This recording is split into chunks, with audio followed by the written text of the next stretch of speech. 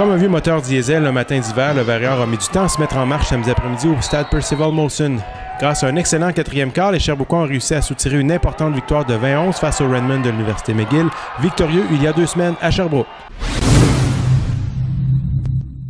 David Lessard a décidé de faire confiance au vétéran Jean-Christophe Bourque-Saint-Hilaire au poste de quart après 2 semaines difficiles avec la recrue Alex Jacob-Michaud aux commandes de l'unité offensive.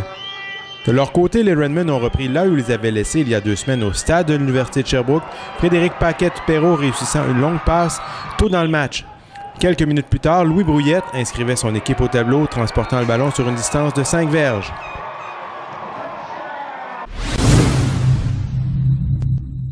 Pendant que le Warrior peinait à trouver son rythme à l'attaque, Pierre-Olivier Grenier-Gachet a amené les siens près de la zone début au début du 2e quart. Le placement de Finlay Brown sur une distance de 19 verges allait suivre. Les Sherbrookeois ont quant à eux réussi à s'inscrire à la marque grâce à 2 touchés de sûreté concédés par leurs adversaires.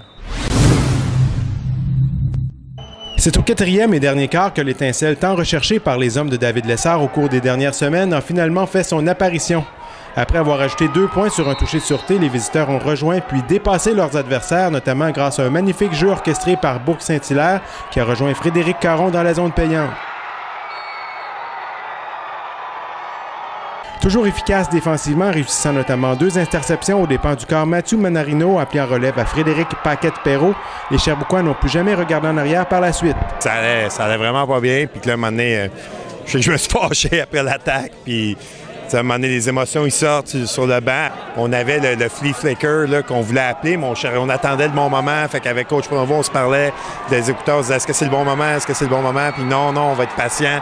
Puis finalement, Mathieu a choisi le moment parfait, donc bravo à lui.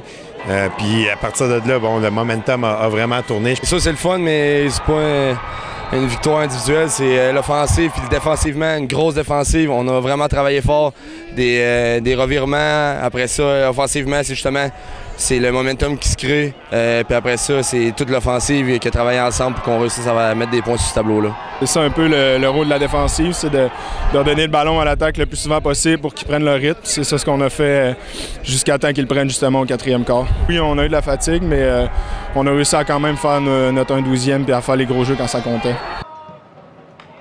Les Sherbrookeois seront de retour au stade de l'Université de Sherbrooke samedi prochain alors qu'ils accueilleront les puissants Carabins de l'Université de Montréal. Pascal Morin, Warrior Télé.